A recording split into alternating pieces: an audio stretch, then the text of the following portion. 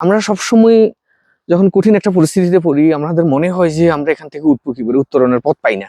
আসলে পথ ওর মধ্যেই থাকে। আমরা একটু যদি ব্রেন খাটাই, একটু যদি নলেজ লাগাই যে সমস্যার মধ্যেই সমাধান থাকে।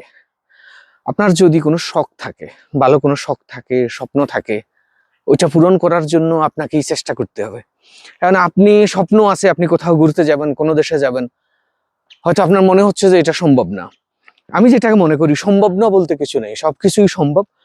আপনার আগ্রহ, ইচ্ছা, চেষ্টা, এই তিনটা জিনিস যদি আপনি একসাথে করতে পারেন, তাহলে এই পৃথিবীতে আমি যেটা বিশ্বাস করি, কোনো কিছুই অসম্ভব নেই।